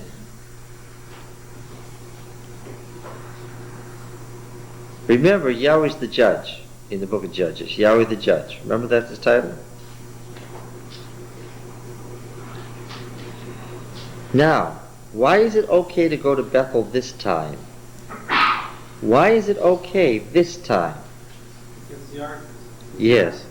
The people of Israel inquired of Yahweh, for the ark of the covenant of God was there in those days, at that time, and Phinehas the son of Eleazar the son of Aaron ministered before it in those days. What's it doing there? I thought it was at Shiloh. Or wasn't it at Gilgal? Wait a minute now. I'm getting an ark headache. I thought it was at Gilgal. Then I thought it was at Shiloh. It was at Shechem for a while, and now it's at Bethel. What? Yes. Yes.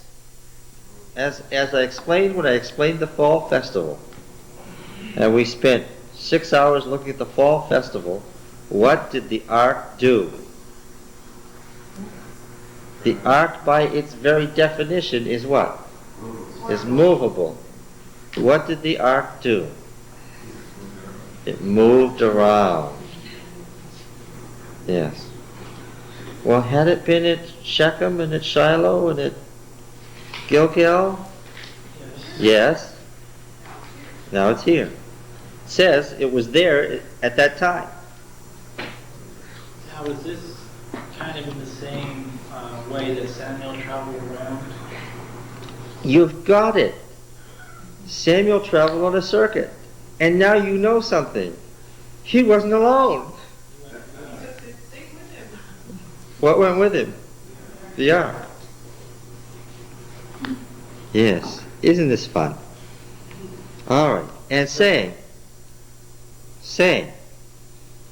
shall we yet again go out to battle against our brethren, the Benjaminites? Attitude change. Or shall we cease? And you can tell they're voting for what? They're voting for ceasing. And Yahweh said, get it. Go up, for tomorrow I'll give them into your hand. God's the judge. He does whatever needs to be done under various circumstances. So Israel set men in ambush. Do you have a margin in your Bibles with cross references? Those who do, what chapter do you see? Joshua what? 4. Do you see any other Joshuas? 8:16. Anything else? Any other Joshuas? 8:19, 8:14, 8:15, 8:19, 8:20, Read 13. What does it tell you? These cross-references are word for word identical. Long passages of these battle reports are identical. Identical. The battle report is identical to the description of how they conquered Ai. The words are so long and so intricate and so clearly a repetition that the one's literally dependent on the other. Either how they conquered Benjamin here is drawn almost entirely from the battle against Ai in Joshua 8, or the story of the conquest of Ai has been made up from the story of the conquest of Benjamin. Anybody want to hazard a comment? I was first. I was first, and this is copied from it? King James Version doesn't give you a clue. I mean, it talks from the very beginning that they were at Bethel, they were at house of the Lord. Oh, that's right, that's right. Don't misunderstand me. I'm saying that there are two stories in the Bible that are virtually identical in wording, with unusual terms and phrases, with military terms, with unusual syntax, so clear that we know they're battle reports. And one battle report has been used to produce a different story. And I'm asking what you think. Do you think the story of Benjamin is the original story and the story of Ai was made up based on it? Or was the story of Ai the original story and the story here about Benjamin made up on it? What do you think is the original? Well, let's just read.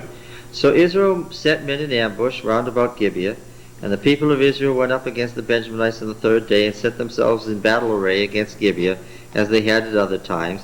The Benjaminites went out against the people and were drawn away from the city, and as at other times they began to smite and kill some of the people in the highways, one of which goes up to Bethel and the other to Gibeah, and in the open country about 30 men of Israel. 30 men of Israel. That accords exactly with what we've been saying about contingents and number of people killed, right? They didn't kill 18,000 people the day before and 30 today. About 30 have been. So this does not look good. The Lord had promised this was the day to deliver them. The Benjaminites said, "They are routed before us," as at the first. The men of Israel said, "Let us flee and draw them away from the city into the highways." And all the men of Israel rose up out of their place and set themselves in battle array at Baal Tamar, the palm tree of Baal. And the men of Israel who were in ambush rushed out of their place west of Geba. And there came against Gibeah 10 contingents of picked men from all Israel, and the battle was hard. But the Benjaminites did not know that disaster was close upon them. Yahweh defeated Benjamin before Israel, and the men of Israel destroyed 25 contingents, 100 men from Benjamin that day. All these were men who drew the sword. So the Benjaminites saw that they were defeated. How many men did they have in all? How many men did Benjamin have in all? 700 men. They had 26 contingents. They lost a seventh of their force? Well, it's worse than that, because they kept one contingent in reserve. They committed their whole army. They had 26 contingents and 25 were routed. So what does that tell you? They kept only one contingent in reserve, so they had 25 contingents they committed, and out of those they lost 100 men. Right? So they had something less than 700 men committed. They had perhaps 650, and of those 100 have been destroyed. How many men have they lost now? They've lost 15 to 17% of their men, and so what do they realize? It's over.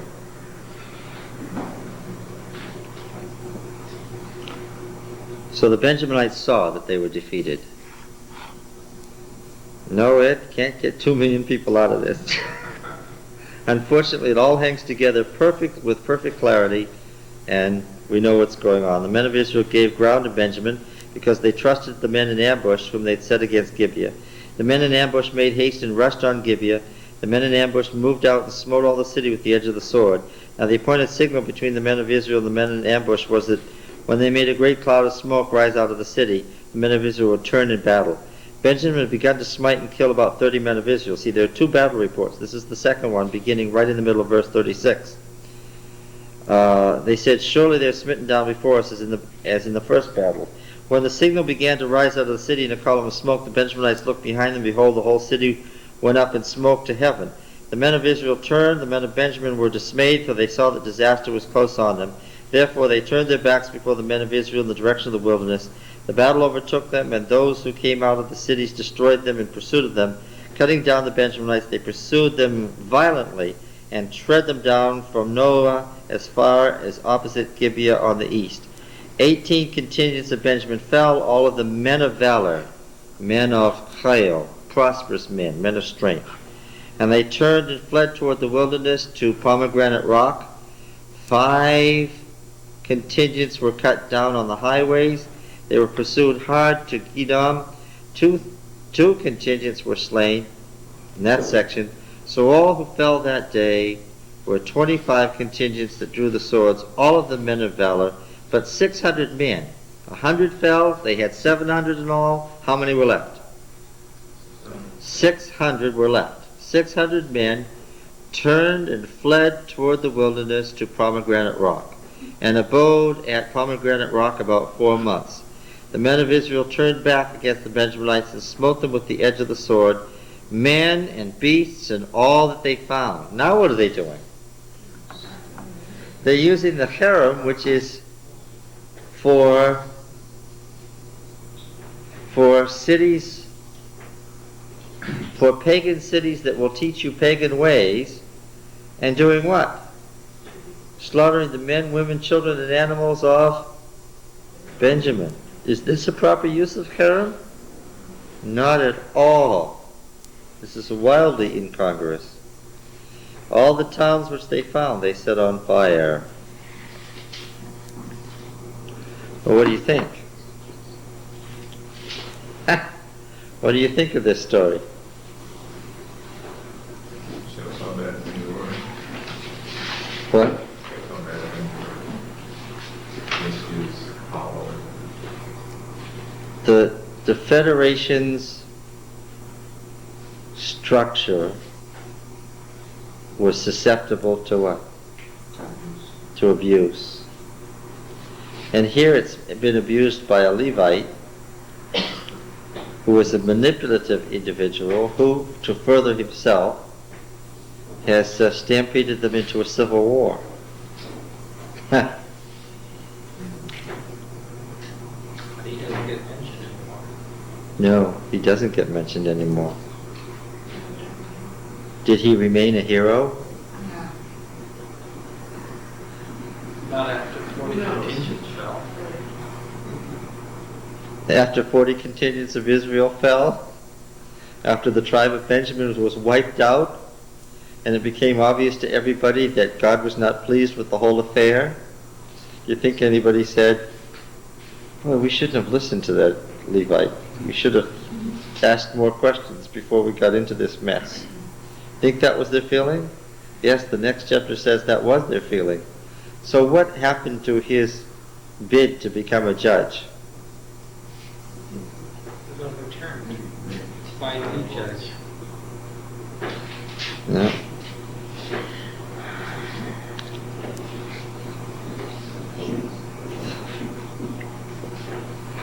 Where do you get the real answers?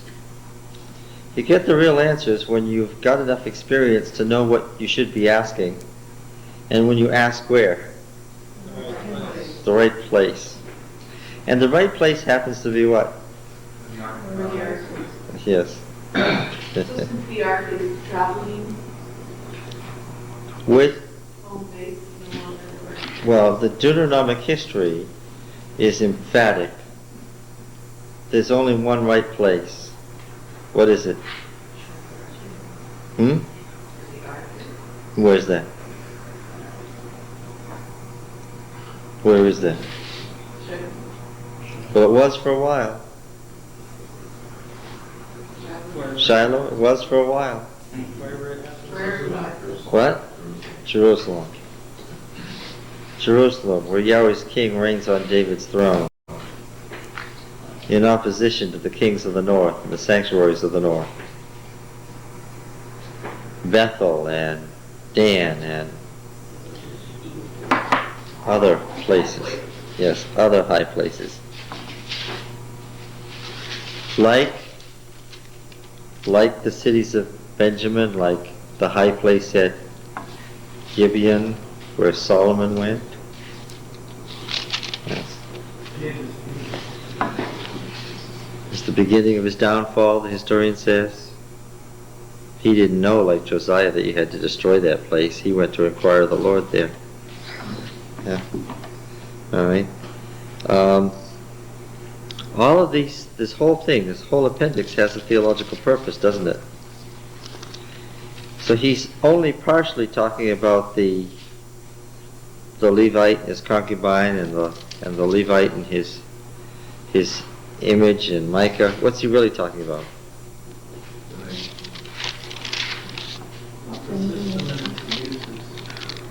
Yes. What does the system need? What does it need?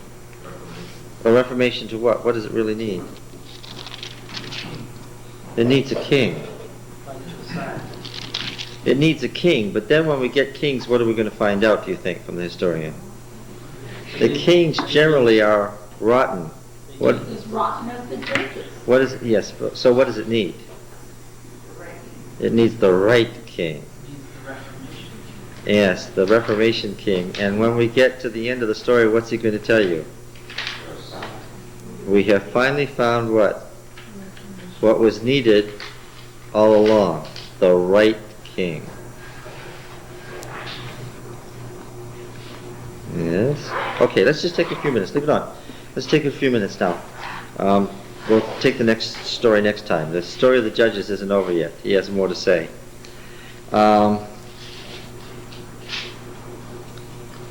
If I were going to read about the New Testament, I think I would do some setting kind of books first. One of the things I read, you can look this up in books in print. The titles are all under the titles in books in print. You don't need wonderful thing about books in print is you don't need to know the authors or the publishers or where their publishing houses are.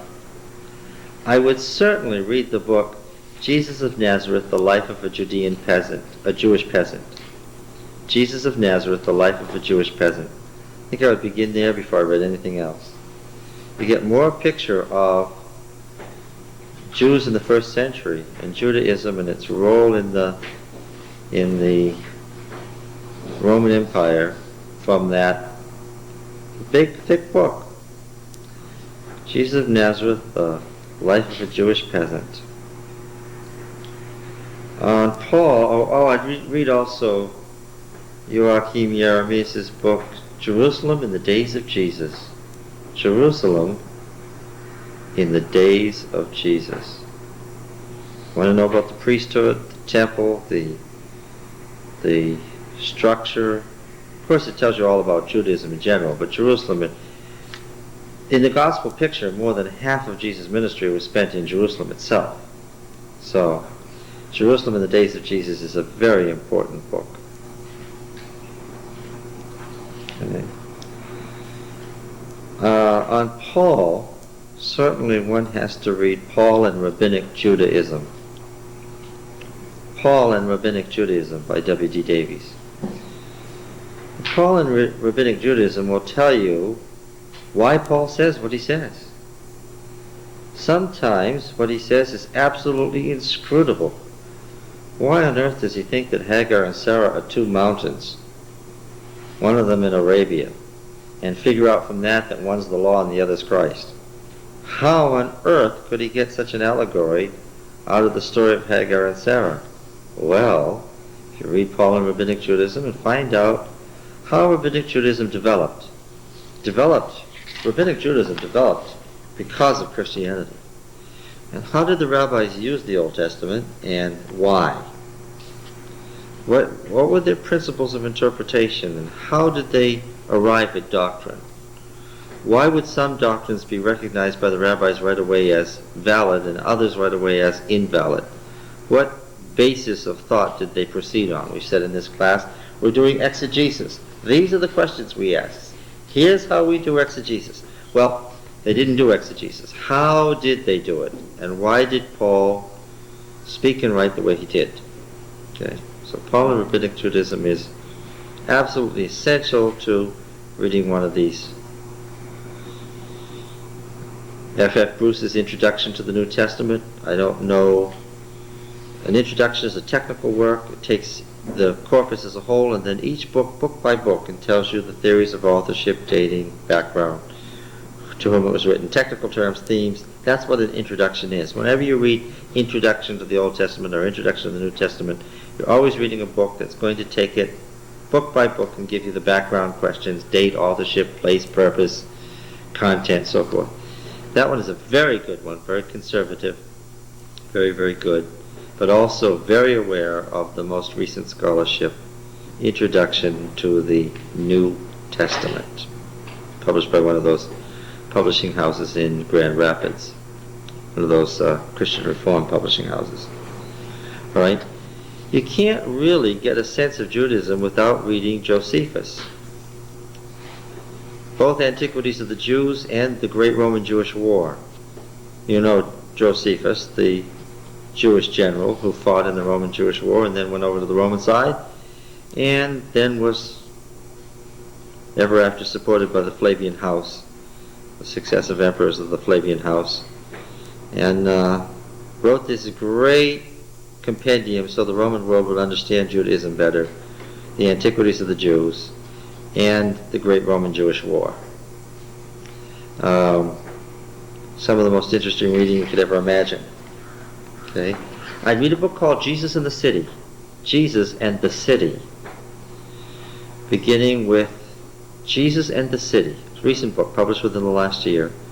Beginning with the excavations at Sepphoris, talking about Jesus as a city person, as opposed to Jesus as the country person that we have in our mind. And how the fact that Jesus was a city person influenced his teachings. What you see about Jesus and the city in his teachings, and how that comes out in the growth of Christianity. Okay.